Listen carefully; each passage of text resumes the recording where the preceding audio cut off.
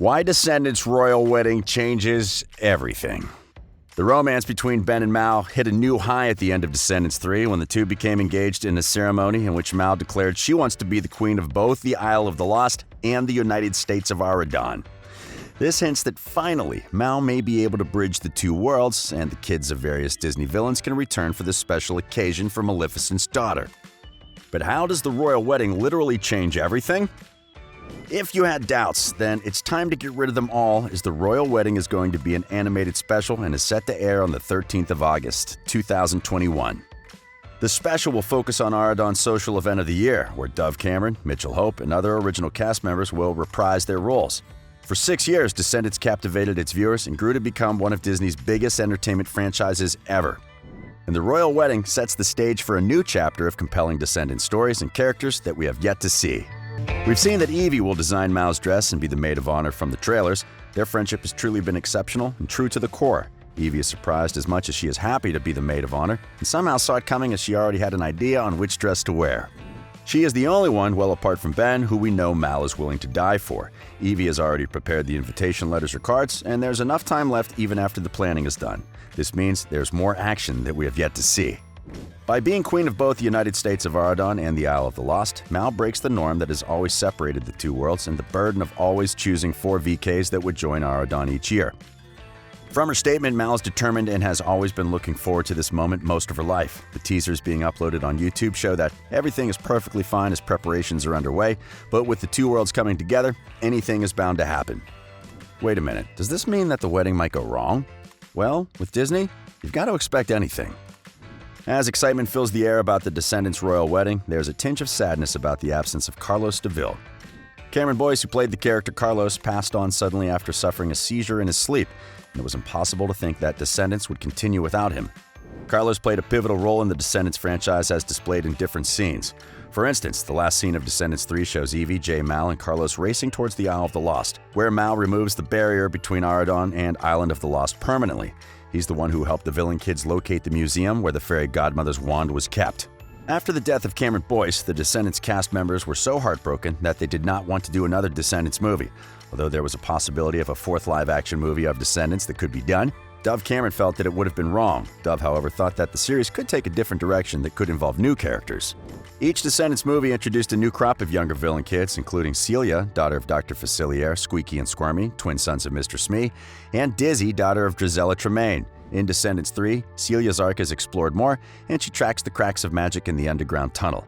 On realizing the presence of magic, though minimal, Celia uses her tarot cards to predict the future. This actually sets a good direction for her as well as the franchise, and taking this direction might just change everything. Sophia also didn't like the idea of another Descendants movie without Cameron Boyce. Speaking to People magazine, she expressed how difficult it would have been for her and the entire cast because they lost someone whom they loved so much and considered family. She also added that although they appreciate how people love the franchise, it'll never be the same without Boyce. Well, the cast thought that Descendants 3 was the end of the Descendants series, but with the upcoming special, Cameron Boyce will be honored. It'll be the saddest part of the series, but he is worth being remembered for being such a phenomenal character and actor. President and Chief Creative Officer of Disney Branded Television Gary Marsh gave more insight on what may happen after the royal wedding special in an interview. Marsh said that Descendants introduced a fantasy world of stories and characters anchored in Disney mythology. The immensely talented stars of Descendants who also voiced the special will, according to Marsh, bridge the audience to what he hopes will be a new chapter of compelling Descendant stories and characters yet to come. So yes, the royal wedding does change everything. As many characters make their comebacks as guests at the wedding, we hope to see faces that may have long been forgotten in the Descendants franchise. We're really hoping to see characters like Lonnie. She was introduced in the first and second Descendants movies, but never appeared in the third one. Although she was enlisted as one of the cast members by IMDb, she never made an appearance. Lonnie was never seen in group photos and rehearsal videos posted by cast members in the crew. We expect to see her as one of the guests at the royal wedding, at least. In an event such as a wedding, many people related to the bride and groom are expected to attend. Most Disney fans know who Cruella de Vil, Evil Queen, Jafar and Maleficent are in the wonderful world of Disney's fairy tales. The problem with Descendants is that most of the villain kids and some of the heroes' kids don't have both parents. Whether dead or alive, they are not shown or mentioned. Descendants 3 ended with most of the kids saying they were going back to their parents. The kids' parents may be revealed in this special, some of whom we have clues about. For instance, Carlos DeVille's father must be King Candy. Remember how Carlos was obsessed with candy and his tech-savvy nature? Well, King Candy has the same characteristics, as he was so obsessed with candy that he was able to change the entire game of Sugar Rush and proclaim himself king. He's also proficient in the use of modern technology. It clearly runs in the blood. This special feature clearly prepares us for the introduction of new characters and at the same time might be the last for others. The only person who's absent will be felt in the production of The Descendants: The Royal Wedding is Kenny Ortega, and that also changes everything. Kenny has been involved in all the 3 Descendants movies as the director, and we must say he did justice to them all. After Descendants 3, Ortega took to Instagram to thank everyone for their support throughout his years with the Descendants team. His goodbyes, which included a behind-the-scenes video while rehearsing for the movie, sounded more of a farewell for good than a see you again soon. Dove Cameron expressed her respect and honor to Kenny Ortega in a series of photos that she posted on her Instagram account. She has always admired Ortega as a director and her teacher. Dove wrote, "I'd say you are a legend. You're my teacher and one of the main inspirations in my life, but you know all of that." There's something else that also might change everything, and in classic Disney style, it involves a bit of evil. As Mal and Ben's wedding story is covered in Descendants: The Royal Wedding, all is well until something goes wrong. An uninvited guest appears before the two exchange their vows. In the recently released trailer, we see Hades busting into the wedding, and everything goes berserk. It seems as if Hades got wind of the ceremony and decided to crash the party. Wait, were they not on good terms with Mal at the end of D3? Was he not invited? This does change everything.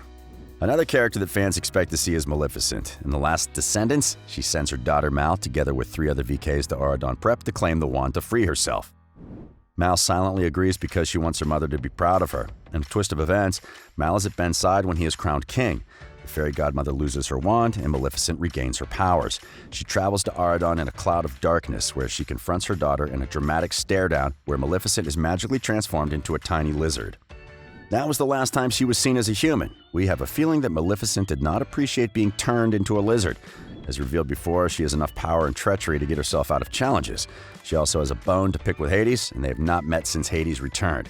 They're both egocentric, and their reunion would be full of fireworks that symbolize war before a peaceful resolution. Maleficent may want to seek revenge on her daughter, and Hades would want to protect his daughter too. This will be epic. Will she forgive and give her daughter her blessing? Did she learn to love? Will she get the chance to walk Mao down the aisle? Well, let us wait and see. Descendants fans also already have an idea of what to expect in the animated special, basing it on the animated series Wicked World, which was one of the outstanding spin-offs to the Descendants series. With each episode less than 5 minutes long, it may be a bit hard to tell a Descendants story in detail. The design of the characters are closely modeled after their live-action counterparts and also take inspiration from the Descendants doll lines. Wicked World, however, has a bunch of new and exciting characters apart from the ones we've come to adore in Descendants. Some of them, including Myrna Velasco and Jennifer, may probably be introduced in The Royal Wedding. We hope that Disney would release another Descendants movie, if not for anything else, then at least for profits. And an animated special is not bad after all. The first Descendants film had an initial audience of 6.6 million viewers, which grew to 10.54 million in the space of 3 days. Descendants 2 went from 5.33 million to 8.58 million in 3 days, translating to a 61% growth. Although the third Descendants movie was not as big as the first two, it did pull the highest rating on several kid demographics for any cable telecast since Descendants 2. Descendants 3, according to Disney, had the highest single-day viewership in the Disney Now app for any Disney original movie. The first 3 movies were based on novels like The Isle of the Lost and Return to the Isle of the Lost, written by Melissa de la Cruz.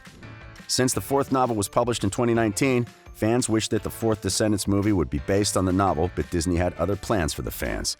The 4th novel, Escape from the Isle of the Lost, follows Hades' minions, Pain and Panic, and we believe the story may get a mention in the animated special. In Descendants 3, we saw what kind of power Mal has. She managed to make her dad save Audrey from the darkness, stood up against her mother, and was very instrumental in bringing peace between Auradon and the Isle of the Lost.